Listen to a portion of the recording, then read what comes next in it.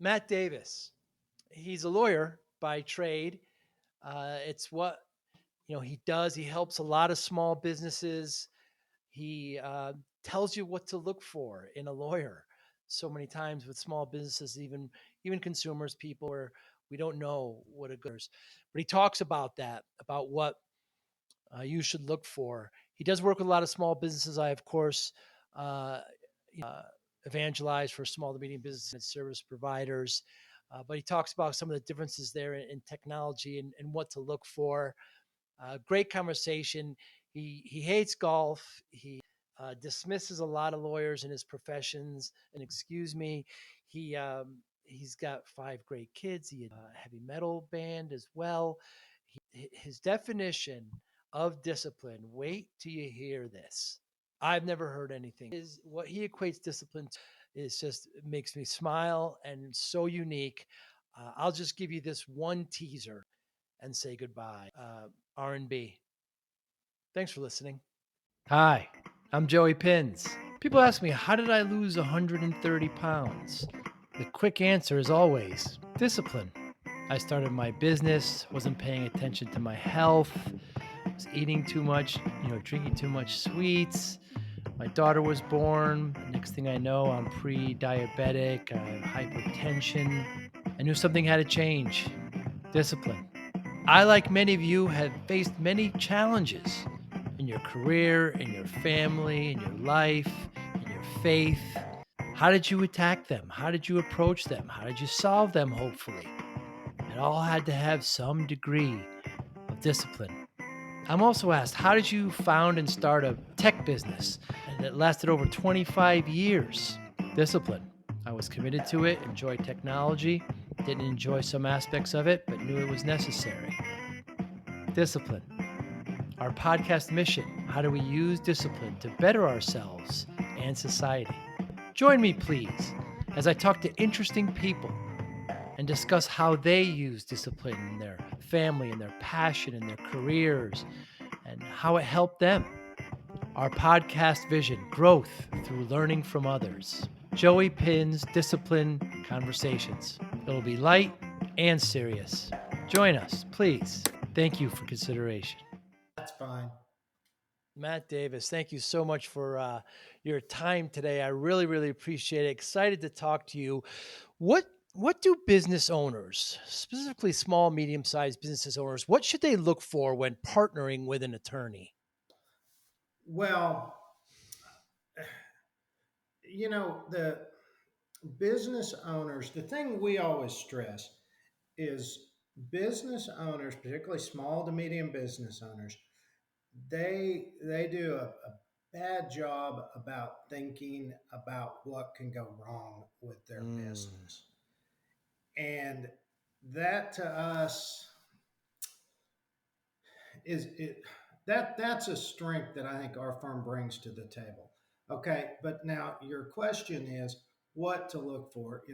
I always said look for people with some experience, look for people with a heart that want to help, and um, look for people, look for attorneys that are just not overboard with selling you all sorts of stuff that you don't need, because not not every business needs the whole shebang. We just did a document, it's up on our website, called the Strong Protected Business Checklist.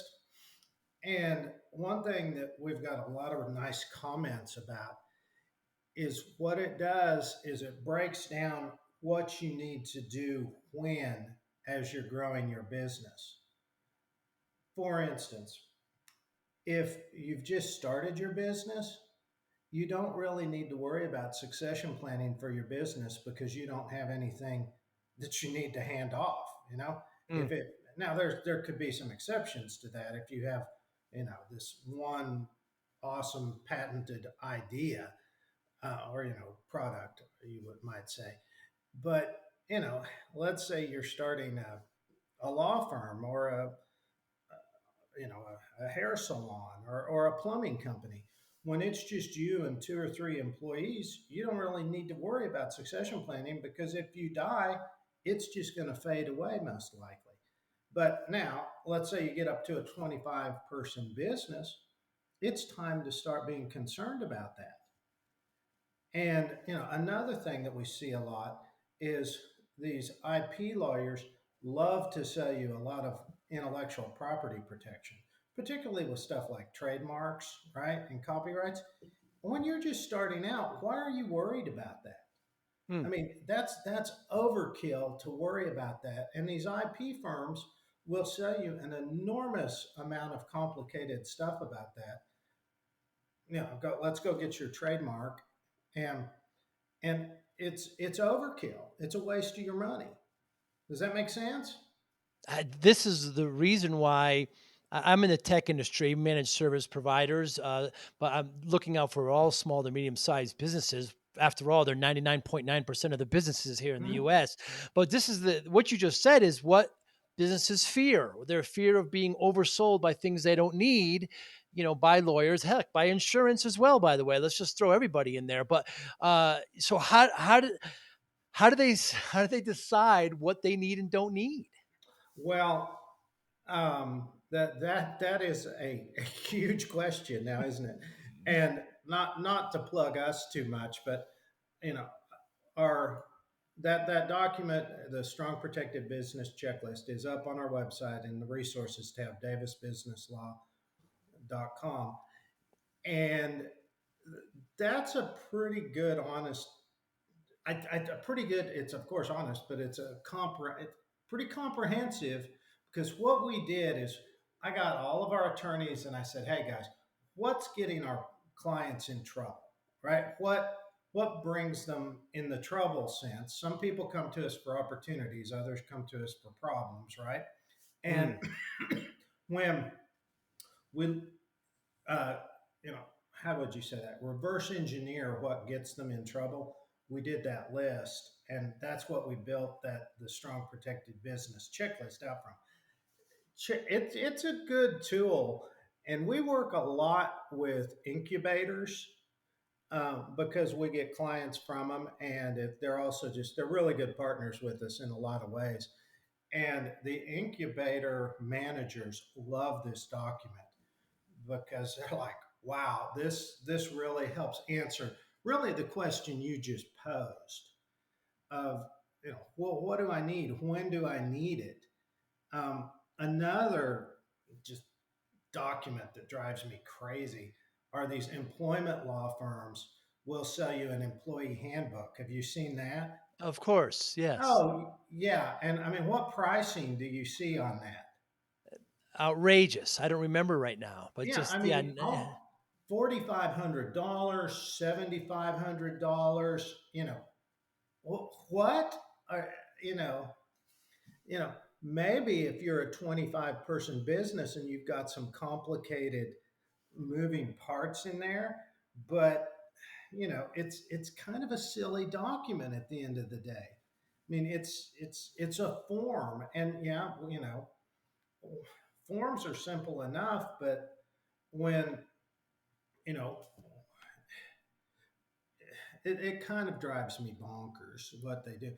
I mean, we have a lot of forms that we just give away because I'm like, look, I'm not going to compete with LegalZoom. We're about adding value to your life. If you just want a simple LLC form, here it is, and a simple operating agreement for a single member limited liability company. Not that complicated. Let's talk about that. Let's talk about going to legal Zoom, like instead of a lawyer. When should be the clean break away from legal Zoom? Um, well, so most small businesses start the way um, they talk. He talks about an e-myth, right? It's a technician who has an entrepreneurial spasm, I think he calls it, and goes out and says, "Well, I'm going to do this for myself." So, and right in my mind, one of our legal assistant's husband is talking about doing that, so that's fresh on my mind. And he's in one of the trades, and so, and I'll just set up his company for him.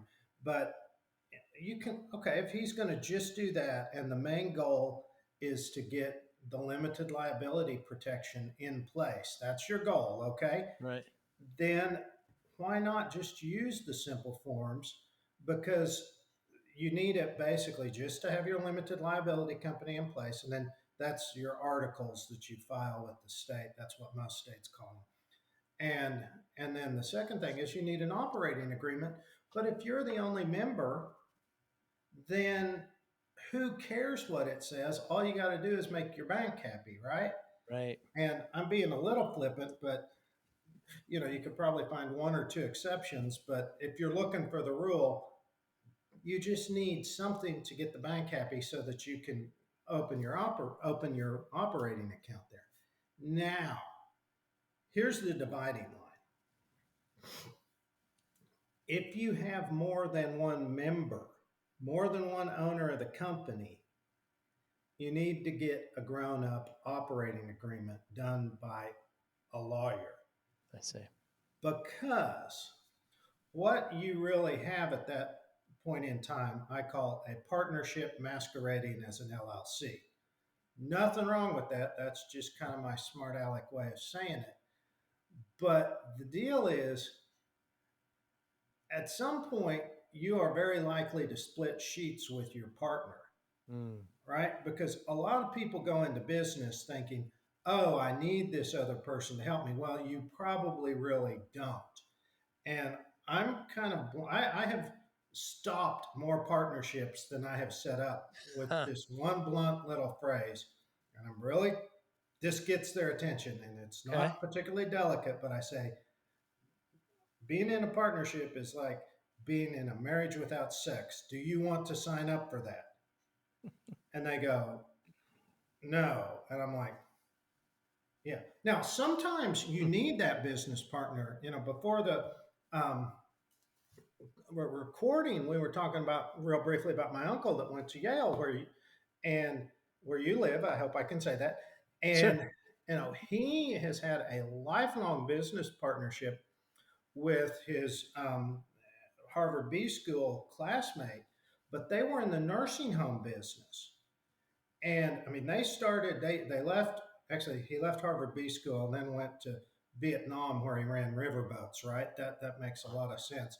And they went to Dallas and started peeling carrots at a nursing home that they bought, right? But they had to have somebody on call because of the nature of the business.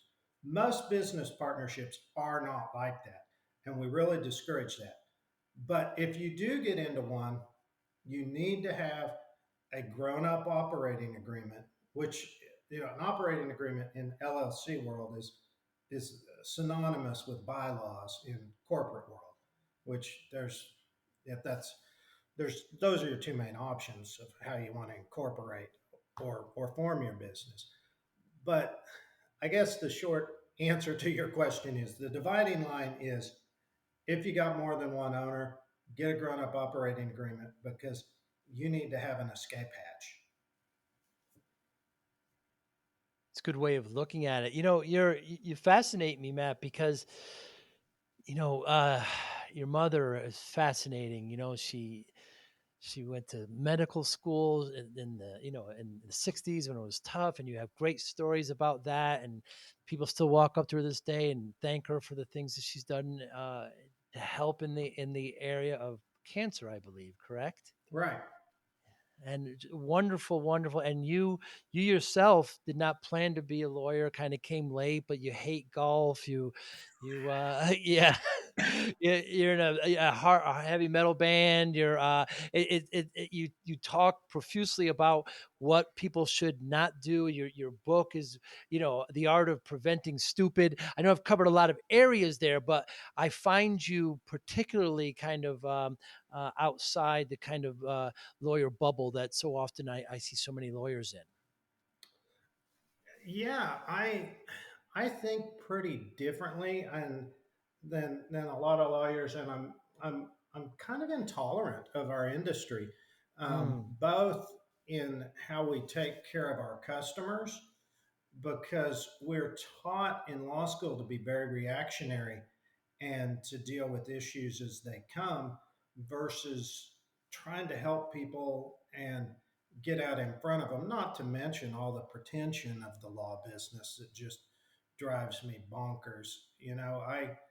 I thought I was going to be a Washington lawyer, and I ended up moving back to my hometown in Oklahoma, just because I decided I didn't want to be a Washington lawyer. And there's a we have a famous song in Oklahoma called "You're Always 17 in Your Hometown." And I'm always 17 in my hometown. I mean, and when I was 17, I had hair halfway down my back, Hmm. and so um, that will make you humble real quickly, and and and you just you cannot be pretentious. You got to be down to earth and you got to be practical. And we kind of joke that we learned how to practice law on the cold tough streets of Enid, Oklahoma, Hmm. which also means you have to take care of your clients really well because it's a small pond. Interesting. And oddly enough, that goes across a lot of trades. The Enid's 85 miles from Oklahoma City, so an hour and a half, depending on where. And Oklahoma City's 1,000,004, so it's pretty good sized town anymore. And the Enid companies do fantastic when they set up branches in Oklahoma because they know how to take care of people. And I Hmm. could probably name 10 companies that that have done that, and they do really well. So first of all, thank you. I do come at my profession from a little bit different angle than you see a lot, and that's my mom taught me how to take care of people. Yeah, and it shows. And your book of art, the art of preventing stupid, and you were running a podcast for a while. It seems like you're not doing that any longer. Yeah, I'm not running the podcast, and I just figured out it's on my daughter's list to do over where we're on vacation to figure out what happened because it unhinged in the last month or two. So I've Oh, I've got to figure it out. And my daughter's very techy, so I am fixing that. I'm not actively running the podcast. I had a problem come up in my life at that time. Our largest client um, called me and said, "Hey, you have 3 branches for us right now. Would you like 45?" And and my my right hand paralegal, who's now our firm administrator, just jaw dropped and is like, when I said yes. And so that has taken a couple 3 years of my life to get that manageable. Um, but nice problem. by the way, the reason we got that is because of this one principle. We always tell people if you will deal with your vulnerabilities, you can capitalize on your opportunities. Hmm. And I tell the story all the time that I I took that to heart and I went down and I made a special trip 4 hours down to Fort Worth to meet with the regional vice president of that company and said, "This is what you're doing wrong with your litigation program." And he was like, "Are you seriously here just to tell me that?" And I said, "Yes, because I can make you money if you change this." And so when they consolidated their nationwide litigation or claims program to 4 law firms, we're the one that got the call. And that was us dealing with our vulnerability of having this one large client and going, we need to take super good care of them, which we did. That's our pattern and practice. But dealing with that vulnerability led to more opportunities for us. Earlier, you talked about succession, and I think of exit. A lot of small businesses don't have a true exit plan, but if they're trying to exit or they're going to get it ready to sell, or depending whatever their strategy is, uh, having a large client like you just mentioned being 80 or 90% of your revenue is generally a red flag for acquisition. Oh, it's horrible. It's horrible. And by the way, I mean that is one of the vulnerabilities you always look for. I mean, the one big client that I'm speaking of got up to 40% of my personal book of business at one point in time. And that's one reason I had a midlife crisis and went out and started a law firm, Hmm. because it used to just be me, and I've now got 13 lawyers that work for me. And we're growing. We'll grow by 6 more lawyers is what we have scheduled this year. But absolutely, that's not healthy. You don't want to do that. And by the way, that company, even with the expansion, is like 8% of our business right now, which I'm Wow. a lot more comfortable with. And you also hit on something I'm really tuned into right now, which is is succession planning, because I feel pretty successful right now because a lot of my personal clients are selling their businesses, which from my perspective was me doing my job and getting them to that. And I'm transitioning out of practicing law because our company's big enough. I'm really more of the CEO now. And if there's a question in there, it's number one, get your books cleaned up Mm. to where a lot of business owners still have a gray area between doing a lot of personal expenses and fading that into the books. It's happened before. I see that smirk. You know exactly what I'm talking about. Mm-mm. And not that you're doing it, but you've seen it before. Certainly. And and just getting your businesses ready for sale. Literally, we're closing two of my oldest clients right at the end of this year, one of whom is selling to one of the major oil companies for $180 million, which is kind of exciting. So, Wow. Wow. Uh, the other question I was thinking about was dealing with tech companies. Is there different? Do you deal with any tech companies? Any service providers, managed service providers, technology service providers? a few, our I'm sure we do. I don't have very many of them personally. So I'm maybe not the best experienced at that. I represent trucking companies and um, some trades, HVAC, plumbing, things of that nature. Um, and we have done some tech companies before.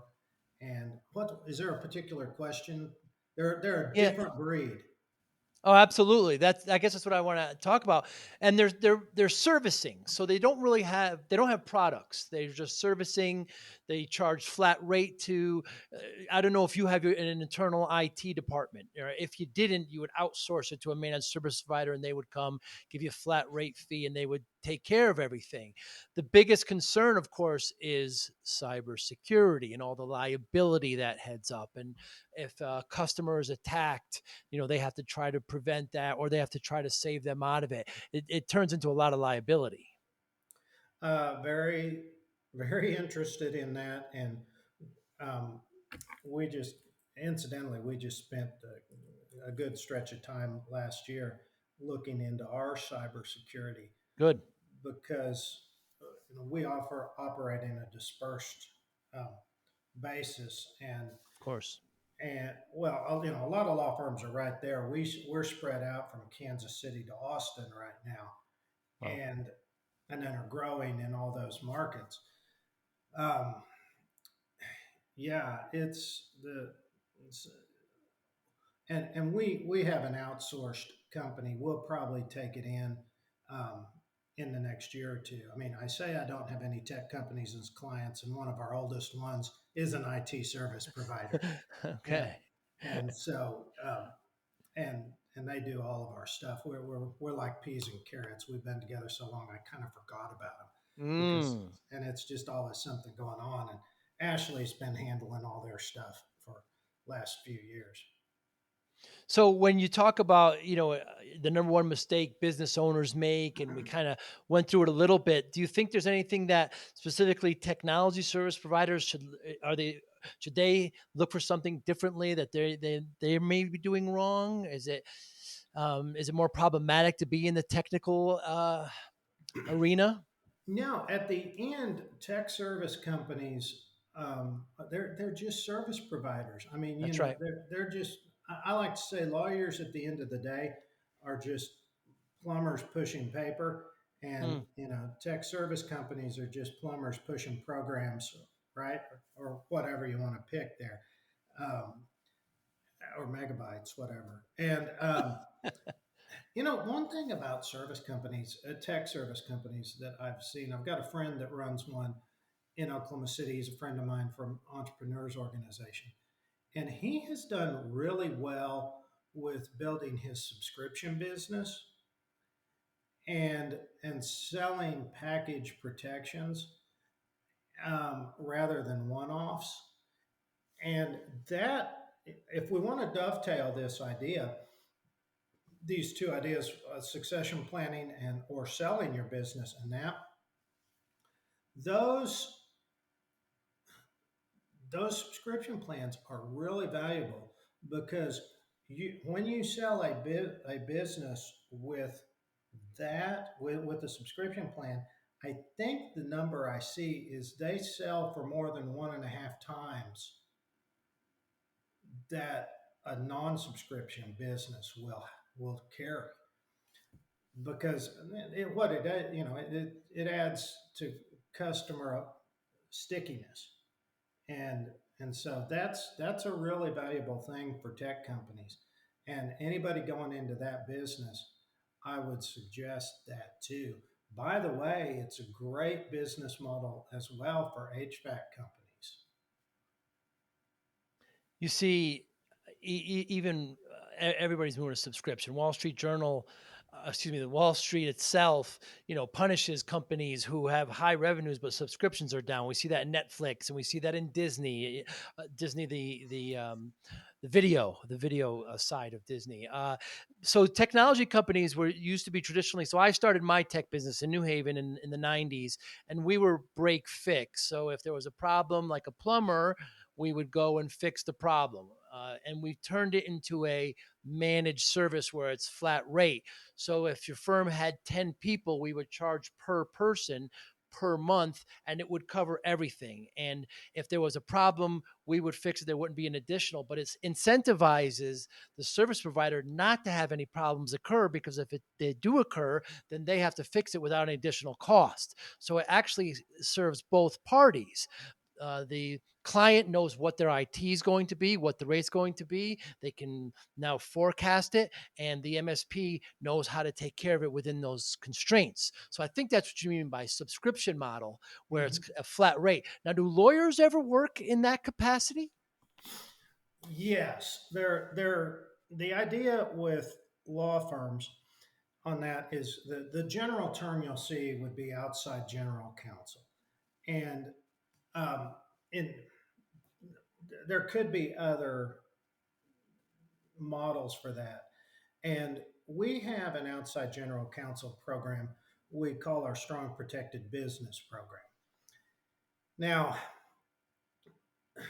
the issue I have with that is this. So, um, the bar associations tend to say, this is a common denominator, that you can have flat fees in the law business.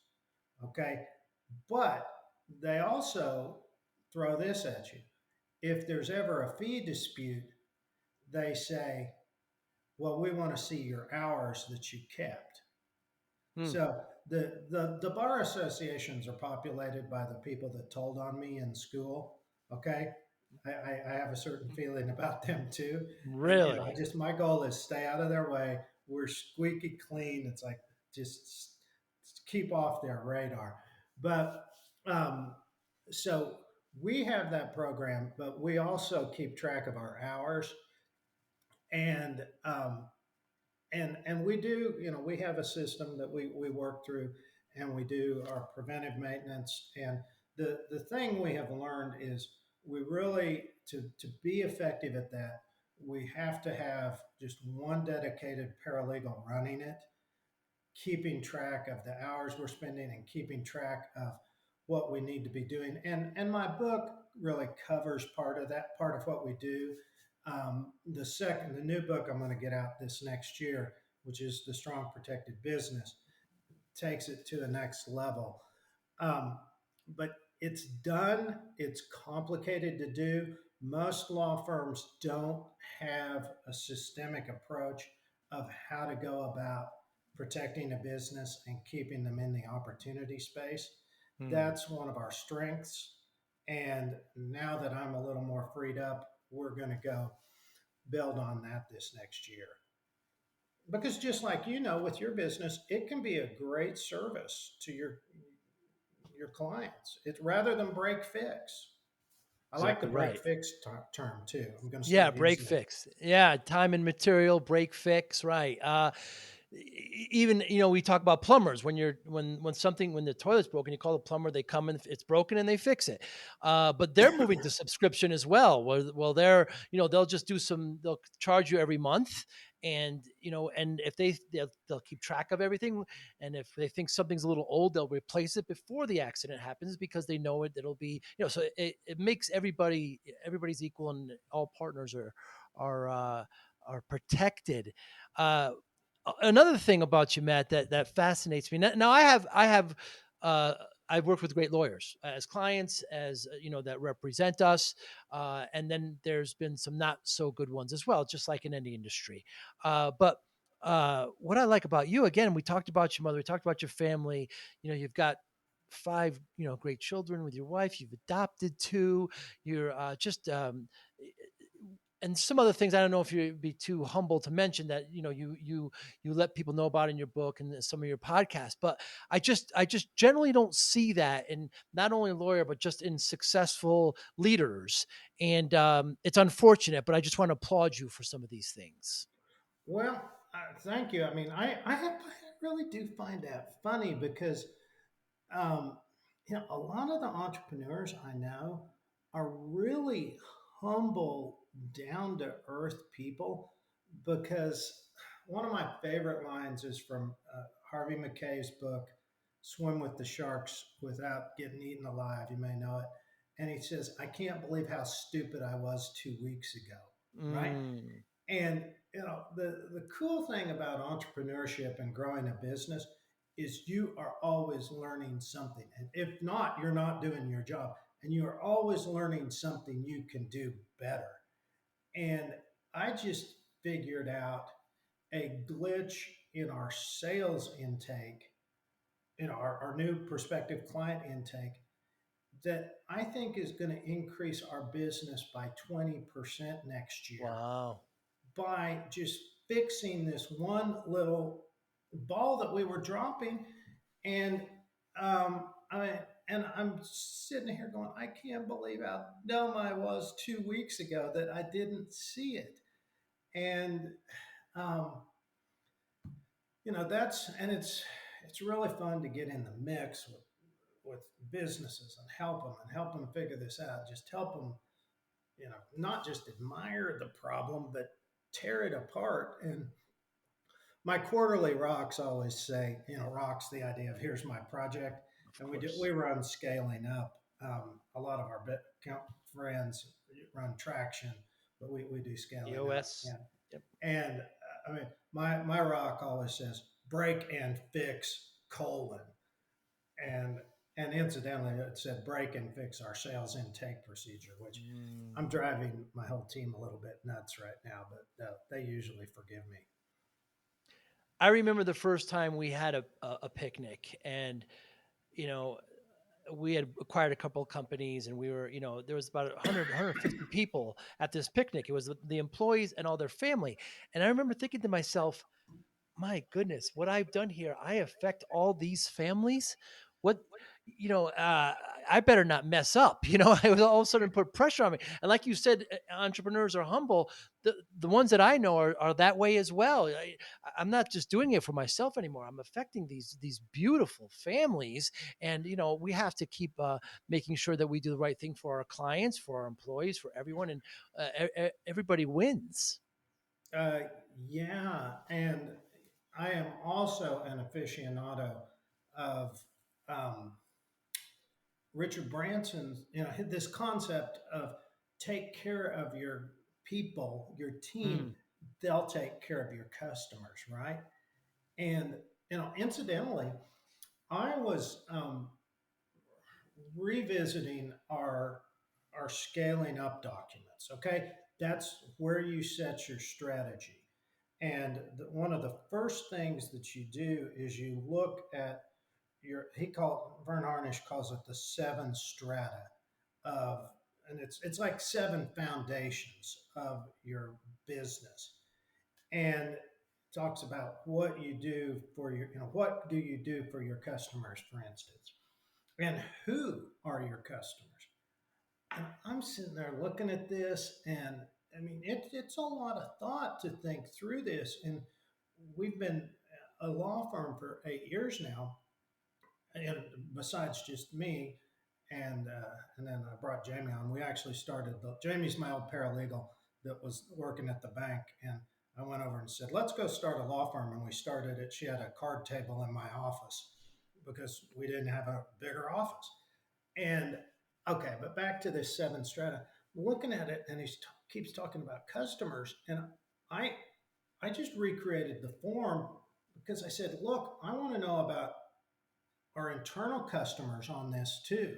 So I made it more complicated. I didn't just look at what our customers are. I mean, our external customers are ambitious business people. Okay, we like the ambitious ones. They're more fun to work for. There's more, road ahead for us too. But I actually put them third on my new seven strata chart, and I first put well, I did staff. Okay, the team, not the lawyers, but the team. And Derek's my COO. He says this. He says we can find lawyers. We're more interested in the team than we are the lawyers. And I don't mean to be dismissive about the legal talent about that. But if we get the team right, they take care of the lawyers, and the lawyers just flock to us. And then we do those two things right, then we're in great shape to take care of our external customers. Very interesting. And it all kind of rolls together and everybody wins. Yeah. And that's so important. I mean, I was just down here. We're at the beach right now, and I was talking about that with my wife. And I'm in some lawyer groups with lawyers all over America that run firms like mine that are aggressive growth companies or are good sized companies now, 15, 20 lawyers or more. And like, wow, I am really impressed with this. Is going to sound well, some of them get more than others, how important the internal customer experience is.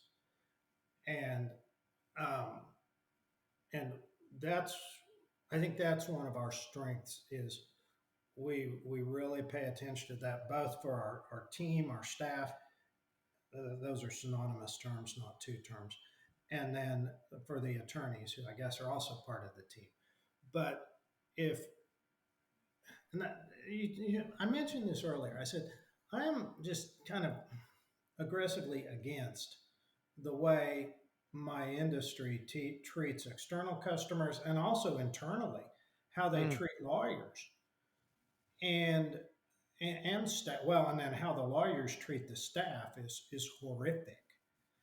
And we do not tolerate that. I mean, if a lawyer's snotty to one of our paralegals or one of our legal assistants, I will lose my mind on them. Wow.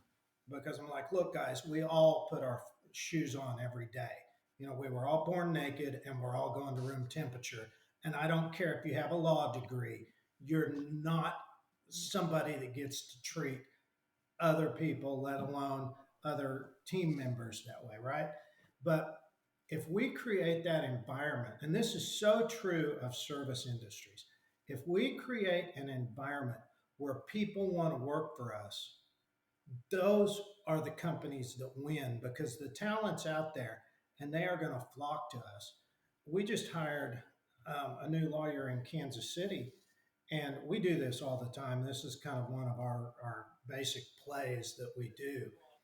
And he came out of one of the insurance defense firms, and they were requiring him to bill, I think, 9 or 10 hours a day. And I gave him a 25% pay raise and took his billing quota down to 6 hours a day. Wow. Yeah, that's an easy sell for me. Hmm. That's rare, Matt. Well, the law business is run very poorly. Not our law business, but the industry. So it's kind of a bird's nest on the ground for us. See, see.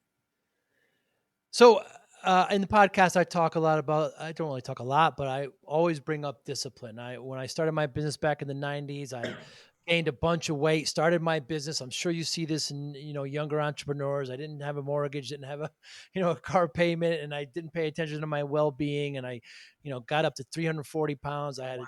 I had a daughter, and the doctor said to me, if I was pre-hypertensive, pre-diabetic. If you don't straighten this out, you're not going to see your daughter graduate. So that was kind of my come to Jesus moment. And I, lost over 100 pounds in about a year. And, you know, uh, people ask me like, they want how'd you do it? Like some 1 word, 2 word answer. And I just, here's the word: discipline, focus. I just, this is what I needed to do. I have to take care of myself in order to take care of others.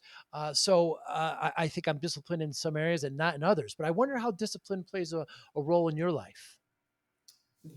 Discipline is, yeah, it's, we, at the end of the day, this is not a novel idea, are the sum of our habits. Those are the biggest common denominators in our lives. And we're recording this right after Christmas, and talk about just blowing habits. I mean, I feel like hell today because I've been eating like hell, right? And because I have all As have this I. great candy and great food. But I talk about this concept this way because I'm a musician. I talk about life being just great rhythm and bass. And it's the great rock bands are not the ones with the great guitar players, the great virtuosos or whatever. The great bands are the ones with the great rhythm sections. Hmm.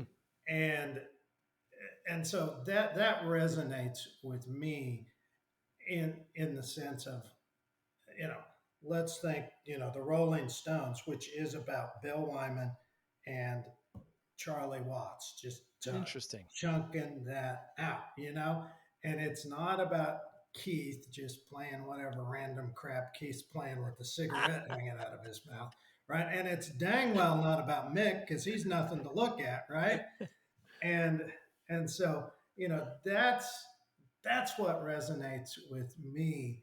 And Pete Townsend and the Who would be nothing without the fact that they have Keith Moon and his wacky rhythm, and um, and John Entwistle. And by the way, when you listen to the Who and then you listen to that album where they go to Kenny Jones, you're just like, he does not get them. He does not get what's going Mm. on here. And Mm. that, but anyway, so to me, discipline is about the rhythm and bass of your life, just the beat and the beat and the beat. And with my law firm, it's attorneys bill 6 hours a day, bill 6 hours a day, bill 6 hours a day. And it's fantastic. By the way, that's a secret sauce for us because that's a rhythm that they can get into, and that's a rhythm that they can then go home and have a happy life. It's a very reasonable pace for life. They go home, they're like, okay, I'm done. I had a great day. I got a sufficient amount of work done to hit a pace at the end of the year, but it's time to stop and do the rest of my life because discipline allows you to be a rounded person. When you lay that rhythm and bass down, then you can go and play that great guitar solo in your life, right? That's absolutely wonderful, Matt. Discipline is rhythm and bass. It's so simple the way you lay it out there. I play a little guitar myself, and I don't know, I know 10 chords or something, and I'm strictly rhythm. I don't want to play any leads. I want to just be that back rhythm. I want to join whoever's on bass and be that bed that of which everything else can rest. But I've never heard discipline laid out that way. That's wonderful. Are you an artist at heart? Oh yeah, yeah, yeah, yeah. Yeah, yeah, And by the way, I'm so excited right now.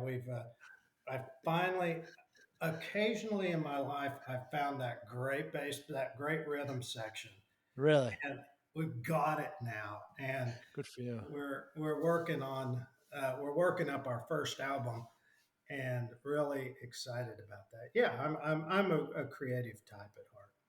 Yeah, I could definitely see that. And your band name again? Our band is called Geriatric Steel, and we're writing, all the hard rock we loved as kids, right? And it was about cars and girls and drinking and whatever, but we're writing it now for middle age and beyond. So, and it's all kind of tongue in cheek. Of course. We've got one, get off my lawn, and left on the lights, about your kids, Sure, every dad sure. knows that.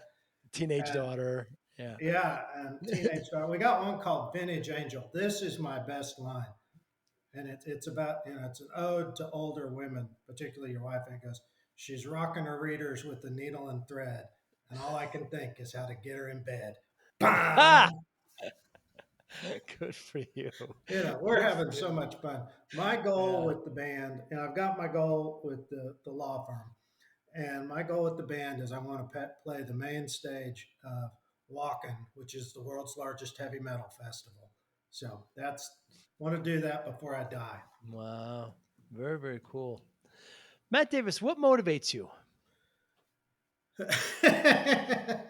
Well, you might want to ask my wife. I just like to work. I like doing stuff. I uh, my my wife will my wife comes from this really small family, and I come from this huge family. Everybody in the law firm is like, Matt will have a cousin there, let's just call Matt's cousin.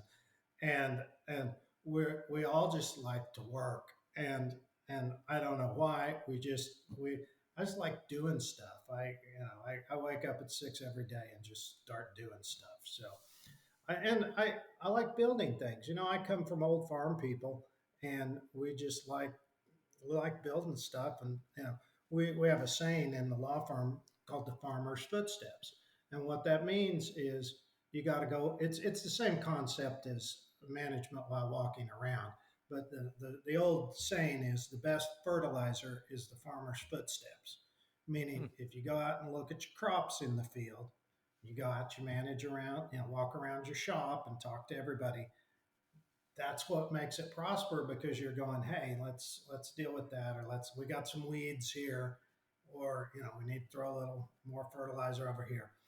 And I love people. I love people. I love, our first core value is believe and protect their dreams. And all business is about a dream of a better life. And it's really cool to see people succeed in business. This company that my clients just getting ready to sell. He started out just right 5 years ago, was just a brand new startup company, and here we're selling it for 9 figures. Wow. And that's just cool to see, and it's the American dream in action. And that's, business is not the be all end all to life, but it's it's a really important component, and it's a really important part of our American story. If you want to get right down to it, I love to see people be successful. I like I said, I come from old farm people, and you know, it's I love seeing stuff grow. I love seeing people prosper. I don't know if there's a greater joy that I receive that when my friends are doing well or my loved ones are doing well. You mentioned a lot of phrases that you have at your law firm. One of the ones that I liked was a mushroom treatment. Oh yeah, Yeah, that's not my, that's not our solo, but the idea of that's, and by the way, that's one thing people hate about law firms is the mushroom treatment, which is that's where you feed people BS and keep them in the dark, which is one of the specialties in the legal industry of law firms. And another one of our core values is constant contact. That's our third one. The second one is create solutions because people call us for solutions, not to admire the problems. Oh, look at this big problem you have. Let's create a solution. But yeah, communication is just super important, and about what's going on with the case because people are calling us because they're concerned about their dream, right? And they're anxious. They want us to tell them what's going on, and we're good at it. We're not great at it yet, but we're getting better, and we're working on some systems. I've been working on that, like driving my team crazy about that here in the last week, at last 6 months really. And yeah, yes, the mushroom treatment. Yes, I hate it. I hate it. I've never heard it before until I heard you say it, but yeah, I could definitely see how that happens. How do you measure success? Um, wow. Well, my KPI in our Key firm's, performance indicator. yeah, key performance indicator is 30% growth per year. So right now I'm measuring it like that. Um, I probably need to measure it by days I can take off. But if I wanted to, but I don't like to take days off because I like to work. Hey, I love what I do, so it's Me not like too. working, right? Me too. That's one of my sons was like, "You work a lot, Dad." I'm like, "Yeah, because I love what I do. What the hell?" But hey, another one is right now. Three of our, including me, three of our six key leaders at the law firm are gone, and the law firm's still trucking along. That's success right there. Wow. You know, so yeah, and I, part of it is how well your kids are doing, and I've got 50 fingers and 50 toes still between five kids, so they haven't lost any digits, and none of them are in jail, so there's something to be said for that. Although Luke did have a run in with the TSA recently. oh boy. He was wandering around the Las Vegas airport and ended up in TSA detention. So I like to Oh talk to boy. him about Luke. It's not good to have friends with badges, so to speak. You get what I mean? Yes. Yeah, I do. I do. Matt Davis, what an absolute pleasure. Thank you so much for your time today.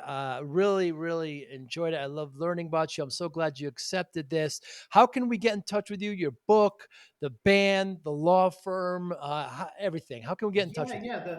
The law firm is davisbusinesslaw.com. That's the best place to reach out to us. And the band, that's my older daughter's project right now, set up the new website. So it'll be geriatricsteel.com. We've of course got the domain. By the way, get your domain. And most people Yes. know that. And Yes. yeah, just reach out. And hey, I loved being here too. And I love what you're doing. And thanks for the opportunity. Yeah. Thank you very much. You also, there's a website, MatthewNeillDavis.com as well. Yeah, and that's yes, that's sort of my personal brand website, which I currently hate, but I'm too cheap to redo right now. That's So it. But it's got your book on it, and of course, you're available on LinkedIn again. Absolute pleasure talking with you. I hope one day we can, have a cup of coffee face to face if we're ever in the same geography. But keep that rhythm and bass going, Matt. yeah, it's all about rhythm and bass. To be you'll be a great rock band or a great success. You just get the rhythm and bass down and do it. Thanks again, Matt. You be well. Take care. Thank you. Bye bye. Thank you for listening and or viewing Joey Pinz Discipline Conversations. Please share this episode with one or two of your friends who you think may benefit from the episode. Our website, www.joeypins.com.